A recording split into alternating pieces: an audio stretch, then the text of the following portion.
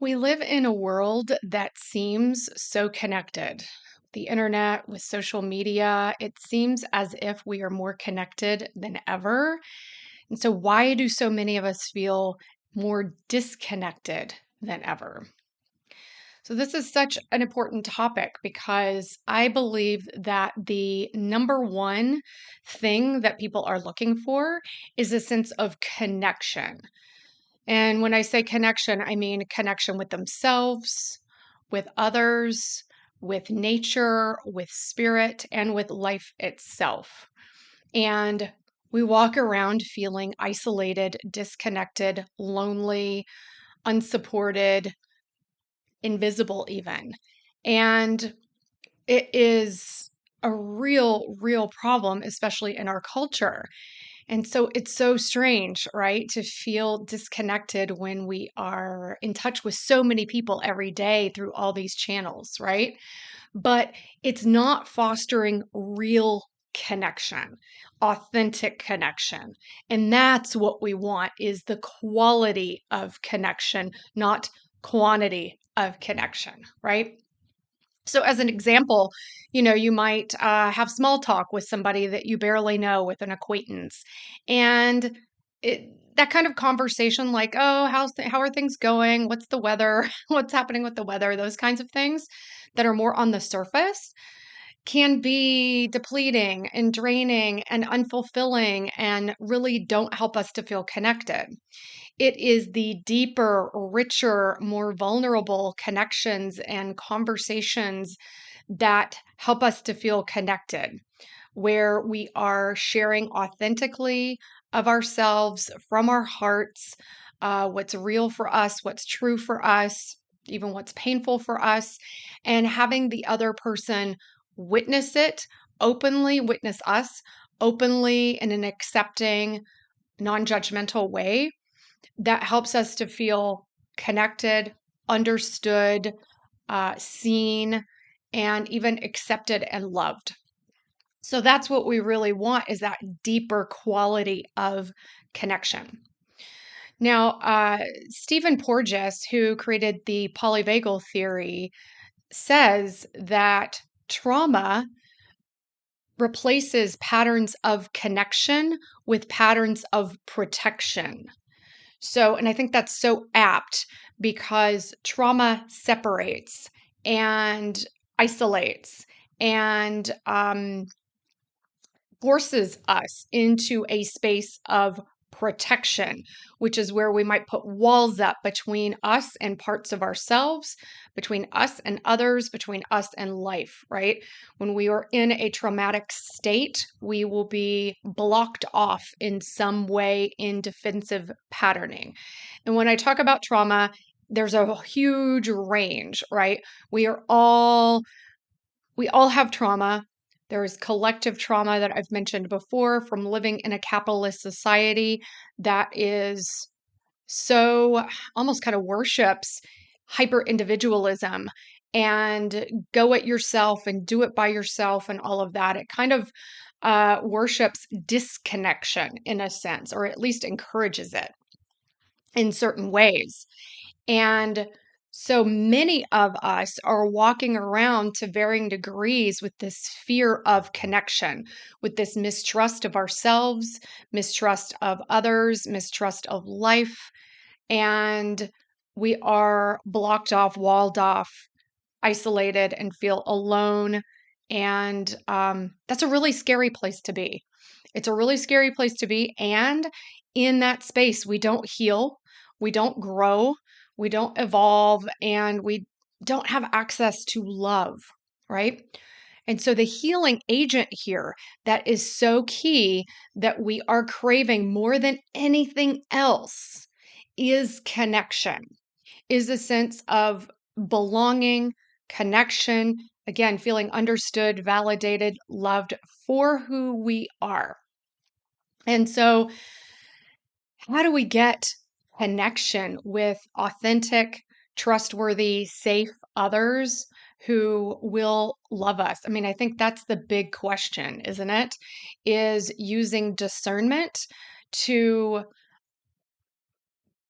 only be ideally, in situations with others who are open to and available for authentic connection, right? And so that would be other people who are either already in a place where they are open hearted and available, or they are doing the inner work necessary to be open hearted and available for true, authentic, deep connection, right? And those people are out there. And I think that if we have had all these patterns of trauma and disconnection and protection and defense in our lives, it can be really, really, really, really scary to think about connecting with other people. To think about showing up in that way can be terrifying, and it can really bring up all of those defensive patternings, right? And within that, our brain, as its first job is to protect us and keep us safe, will sometimes catastrophize and make it that this person's not trustworthy because they said this one little thing, or I am not safe in this place because this person did this. And like essentially, our brain will look for reasons to not feel safe. It will look for reasons to not trust. It will look for reasons to run if that has been our habitual way of being in the world, again, out of necessity. And so it can take time to heal those patterns. It can take time to trust, again, ourselves and others. And I do want to say that at the end of the day, the main person we have to trust and feel safe with is ourselves. And that's good news because that means that even if I run into someone who I thought was trustworthy, but turns out they weren't really, that I trust myself to be able to navigate that, right? I trust myself to be able to handle whatever comes out of that and then use that experience to make better choices next time in terms of the kind of people, situations that I allow into my personal space and life.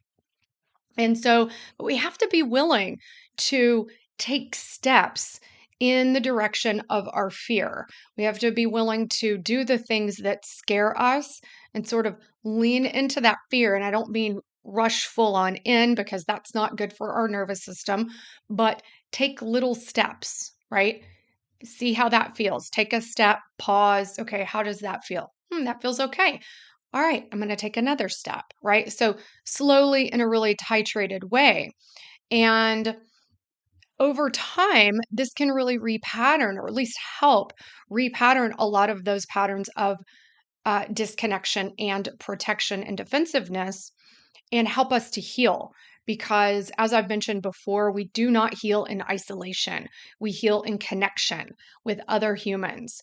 And co regulation is very important. So, emotional regulation is where we are able to regulate our nervous system. So, when we are in a place of activation in some way, that we are able to come back to a place of balance and calm, right?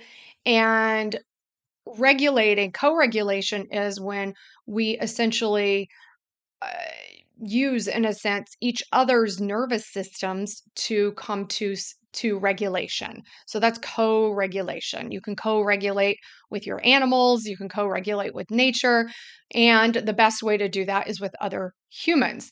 And through that co-regulation, we start to heal, we start to trust, we start to feel a sense of belonging and safety, and possibility comes out of that, right? That's where the real healing happens, is in our willingness to start to connect, even if it is the scariest thing we've ever done. And I am a big believer in that. We have to meet our edges. And again, but slowly. And so connection is where it's at. It really is. And once we see that there are safe, trustworthy people in the world, it can start to repattern any feelings that, oh, the world is a dangerous place. I can't trust other people. I've been hurt so many times. I don't want to try again. Right. And I'm speaking as someone who has walked through much of my life that way, really guarded, not trusting people, not feeling safe. And and kind of with a hard candy shell in a sense, that that kind of isolation just gets worse and it makes us sicker over time. And I am here to say that even if you have a history like myself of narcissistic relationships, if you grew up in a narcissistic home, have had those relationships as an adult, um, you can trust yourself. You can trust yourself to make better decisions and to attract people who are kind, loving people. And really, the key way to do that is to address the healing within yourself in terms of what you feel you deserve, what you will and won't say yes to, and really do the cleanup that is necessary to clear out any toxic connections that you have in your life so that you can make space for new, positive, generative, loving connections to come in and fill that space. And they will. It can take time to do this, but it is worth it and it works. And so, just to say, one of the things that has been absolutely transformative for me and for a lot of others in my life is women's circle. Women's circles are something that have been going on for hundreds of years, and they are very transformative because Women's Circle offers a space where we can show up as we are in all our messiness or our beauty or our joy or our in between, right? And share authentically from those places and know that because Circle is a sacred, safe space, that we will not be judged or pushed away or any of those things. And it is a really, really transformative agent because it can be one of the safest spaces to sort of practice this kind of connection and to receive it and see that, oh, I can trust this. I feel safe. And that gives us the ability to go out into the world in our authenticity and feel safe doing so because we know we have this hopefully community of others who again we have these authentic loving connections with, and it gives us a safe base from which to move right through the world, much like a loving, grounded parent would create a safe base for the child where the child could, because they felt safe in that initial relationship, could go explore, right? Other things because they had that root of safety. So for those of us that didn't have that, or even if you did and you don't have it anymore, um, these kinds of things, and Circle is just one example that's been really transformative for me. But any kind of community space, and it might be family, it might just be close friends, it might be some other kind of community or spiritual community or situation that you can trust, or your church, whatever it is for you, that gives you a safe space where you feel understood, seen, validated, like you can be fully who you are and be accepted. Then you have the ability to move outside of that out to the external world, right? Where we can't really rely on what kind of people we're going to encounter. But now you've created the internal sense of safety both within yourself and through the community. So there are different levels to this, but having that deep root of safety of others that you can count on is absolutely vital. And so, with all of that, I do want to say that I do offer women's circles locally in Asheville, North Carolina, and am working on some circle offerings for my community in the online world as well. Because again, this is such medicine, is our ability to connect in sacred space with others like us, hopefully, or at least who value and appreciate our uniqueness. So I'll be sharing more about that. And if you're curious about my offerings or my work, I do offer one-on-one somatic coaching programs. And we have our You Are the Medicine. It was Become Your Own Healer. Now it is You Are the Medicine group mentorship in our membership community on Mighty Networks that where we're learning, self-healing and how to be all of who we are in the world. And because we know that who we are in the world is our sacred medicine. So, if you're interested in any of our offerings, please do check them out below. And if you like this video and found it valuable, please do hit the like button. And please subscribe if you're interested in any of our content. It does help a lot to grow our channel if you subscribe. So, thank you. And if you know anybody who could value from this video, please do pass it on. And I hope you have a wonderful day, and I will look forward to seeing you soon.